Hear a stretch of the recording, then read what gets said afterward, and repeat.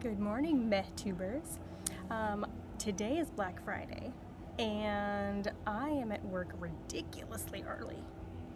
And it's really, there's nobody here because, it's where you come to play with your kids, and everybody's out shopping for their kids today, so of course, it's pretty quiet here. So I thought I would take a minute and go through some of the things that we have in our gift shop here, specifically because a lot of the things that we have here are things that I would absolutely turn into jobs for the shelf, and also things that I would get for my kids to, like little projects to do that they could then gift to best friends, schoolmates, even friends and family, and I'll show you some of those things as we go. So I'm going to flip the camera around and talk to you a little bit about all of the different things that we have. Okay, so this is just the little countertop gift shop at the museum where, oh, I just ran into a chair, at the museum where I work. So you can see it's a good size, but it's not overly huge. But I'm going to talk to you about a couple of the things that we have, specifically because they're pretty great and they lend themselves to jobs on the shelf. So this one in particular, Where's Bear? It's just a little game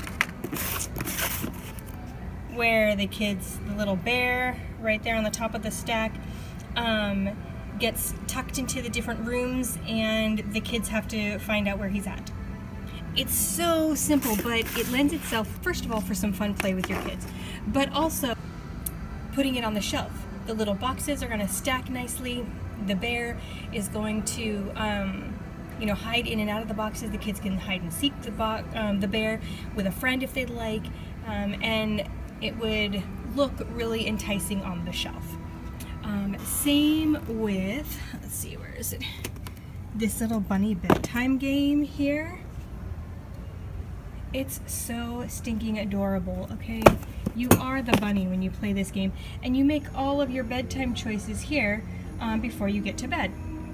Again, this in a preschool classroom helps kids to get used to making the choices that they are allowed to make during a day, and this specifically for bedtime, that's always a difficult time that parents kind of struggle with, and having this game kind of gives the kids an opportunity to practice that skill without having to be in the moment, and it can also, you'll be surprised, give parents an ability to kind of chat with their kids about what they did in the game and how that's different or the same from their routine.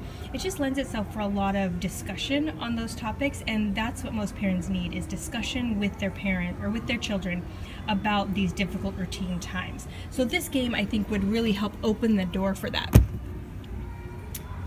Okay, so here is the cutest little thing in the world. It's a postcard maker, and it comes with stickers, and they put the stickers all over the postcard or the card, and then they write on the inside and they send it. Like, how cute is that? That's a pirate one, and then there's a robot one. That's really simple. They can make the card themselves, and then they can send it out to family. It doesn't have to be a huge gift.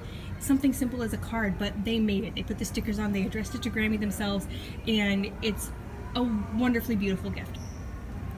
So we're gonna keep coming this way to the giant art jar. Now, this can seem overwhelming, and I won't even lie, to me it even is overwhelming sometimes, but in a controlled environment, which is what we create in our Montessori classrooms, this bucket would even be great. Taking out several pieces at a time and creating a free art job on the shelf with a glue stick, it's going to allow the kids to create and pretend without having to put this entire bucket of stuff out. Plus, used in small doses, this bucket's going to last you a long time, especially in your homeschool class where you don't even have a lot of students that might be using it. So that's something to think about too. Let's come this way. And what else do we like? We're gonna walk back this way a little bit because I think I missed something. Stage and play. Oh no. Are you kidding me? Oh my gosh. Yeah, this needs to come out. Okay, hold on. I got it. There it is. Stage and play. It says 25 double-sided play pieces. Okay. So inside is, this box opens up to create the scene, and you retell the story. Similar to the spilt milk work that was on the writing and pre-reading shelf in our classroom at home, this job would be something that I would add to the pre-reading shelf, simply because it's connected specifically to a book. You could put the book on the shelf or on the tray with this job so that they can read the book, and then they can do some imaginative play. They can act out the book and recite it and reinforce the learning and the memorization of those things, the order that things come in. That's all very important for pre-reading. So this just might actually come home to our class. Let's see. So wait, oh my gosh. Are you kidding me? 10 little penguins stuck on the fridge. Like, how do I not know these things are here? Counting games? Oh my gosh, this is too stinking cute. Okay. Holy moly. Yeah, this is replacing everything on our fridge right now. That's adorable. Okay, so this kind of brings me to another point that we might, talk more about later in more detail, but you don't in any way, shape, or form have to limit your Montessori learning and your Montessori environment to a classroom type space. Even if you don't have an entire room in your house, you don't have to limit it to a shelf or, it can literally be all over your home. And this is a good example of that.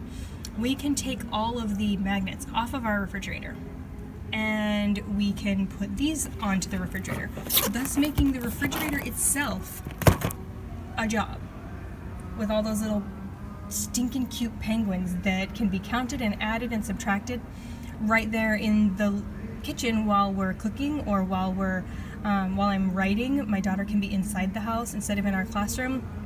She can be playing with the penguins while I'm writing in my office. That's amazing, simply because we, are able to pull Montessori out of the classroom and just kind of apply it to wherever it happens to fit in the house. So we'll talk more about that in a later video. I'm sure we will. So I hope that a little tour of our gift shop here has given you maybe an idea or two of things that you might be looking for your kids, or things that you can suggest to family to get for your kids. Oh man, dang it!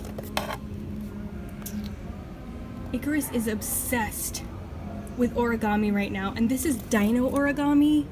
Are you kidding me? Look at how cute that is. Impress your friends with your prehistoric herd. Anyway, okay. Look at that. Okay, so I get this for him, right? And we wrap it up, and he has it on Christmas morning, and he folds up all of the origami in 2 days, right? Let's see how many. 10 paper dinos, 10 papers. Okay, he does it in 1 day. Those dinosaurs are gonna last for quite some time because dinosaurs is something he's interested in. Would I get him regular origami? No, absolutely not.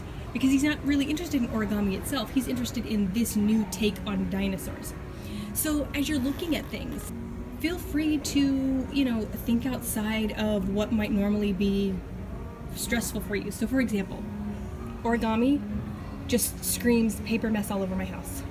I don't want to get that. But because this is dino origami, I know that he's going to be so excited, and I know he's going to use those paper dinosaurs more than he would use a regular origami set. So it goes higher on the list, than a regular origami set would. Anyway, some things to consider while you're shopping for your little ones this holiday season and attempting to maybe keep in mind some of your Montessori wanderings and purposes in your classroom while you're doing your holiday gift buying. Thanks, guys. See you next time.